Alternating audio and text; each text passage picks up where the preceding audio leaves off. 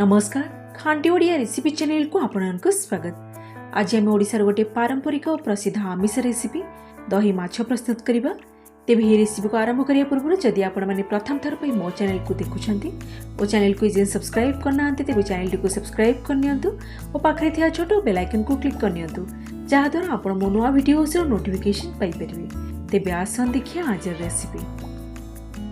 दही माछ बनिया पे इठी मु किछि खंड रोही माछ नेछि। प्रथमे आपण ही माछ को भल भाव धोई नेबे। यापर एथिरे आमे स्वाद अनुसार अल्प लुण हलदी गुंड को दे या भल भाव गोले या आमे किछि समय पई मैरिनेट हवा को रखिदेबा।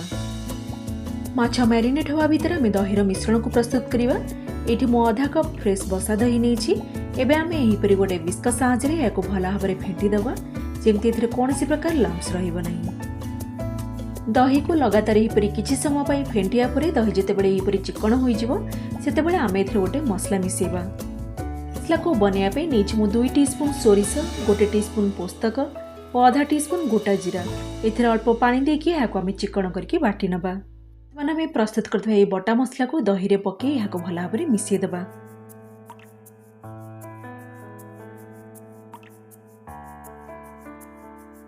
दहीर मिश्रण ये आमर प्रस्तुत हो जाइए। एबे आमे माछ खंड गुड़ी को भाजिया पे एही परि गोटे कुकिंग पैन को गैस स्टोव पर बसे एथा आवश्यक मुताबिक सोरिष तेल पकेबा।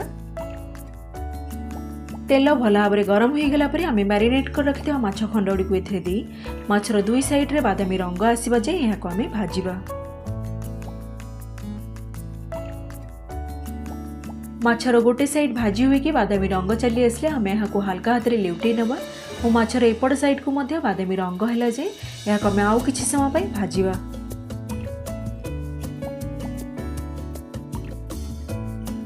दही माछ को बनिया समय आपण माछ को बिल्कुल छाणीबे नहीं किमा माछ को एकदम कड़ा भजा करिवे नहीं।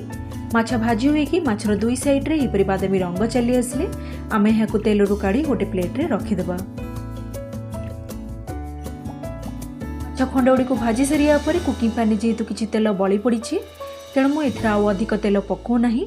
एबे आमे एथिरे किछि कटा पियाज को पकेबा और गैस फ्लेम को लो मीडियम रे रखी पियाज रे गाढ़ बादामी रंग आसीबा जे याको आमे एही परि मझरे मझरे चलेकी किछि समय पई भाजिबा।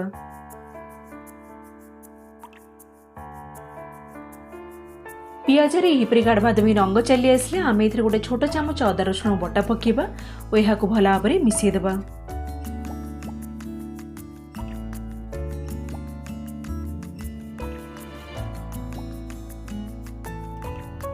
बर्तमान आमे एथिरे स्वाद अनुसार हलदी गुंड लंका गुंड को पके अल्प पानी देकी मसलार कंचा बास्ना जीवा जाए गैस फ्लेम को लो मीडियम रे रखी याको आमे किछि समय पई कसिबा।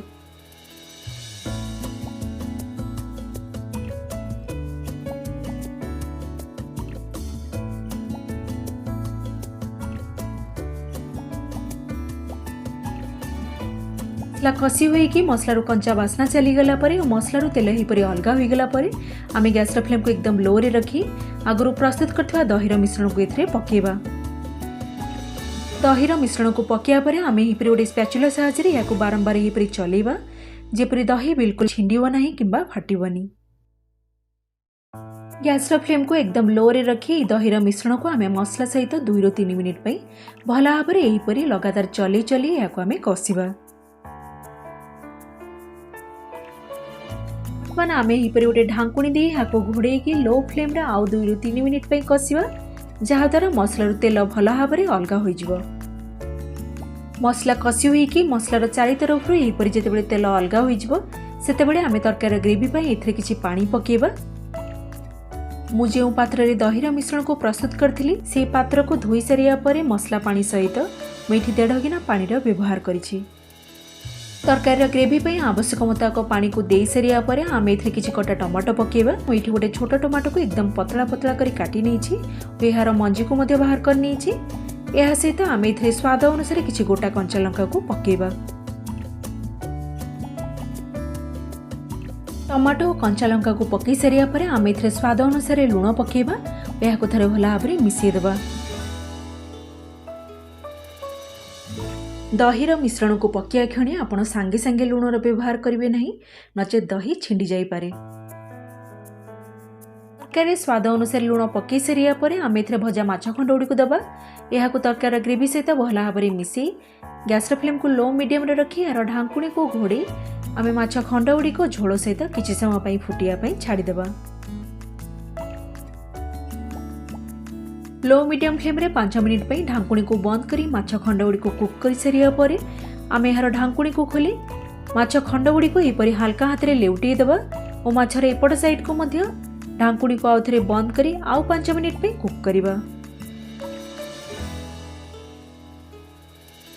पाखापाखि 10 मिनिट लो मीडियम फ्लेम रे माछ खंड गुड़ी को झोल सहित भल भाव में फुटिया पर दही माछ ये आमर प्रस्तुत हो जाए। आम गैस फ्लेम को बंद करदेवा यार ढांकुणी को बंद करी आम यहपरि किछि समय छाड़ीदेवा। तरकारी प्रस्तुत हो गला पर यह घोड़े किछि समय छाड़ीदेवा द्वारा तरकारी व्यवहार होता तेल तरकारी ऊपर को यहपरि उठी आसी। ए दही माछर स्वाद खटा राग लुणर गोटे परफेक्ट बैलेंस होता है जहाँ को गरम गरम भात सहित खाइले बहुत बढ़िया लगी था। आप दही माछ को प्रस्तुत करने समय अत्यधिक खटा दही व्यवहार करेंगे नहीं। यह व्यतीत एथिरे कौनसी प्रकार मसला गुंडर मध्य व्यवहार करेंगे नहीं और एथिरे व्यवहार होता सबू मसलार परिमाण को केवल आपण माछर परिमाण हिसाब से कम बेसी करें।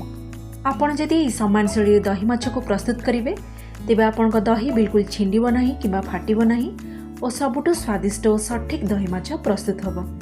तेबे आशा करे आज ही रेसिपीटी आपको पसंद आसथिबो। जदि आज वीडियोटी आपको भल लगी थाए लाइक एंड शेयर करने जमारू भूलिबेनी। धन्यवाद।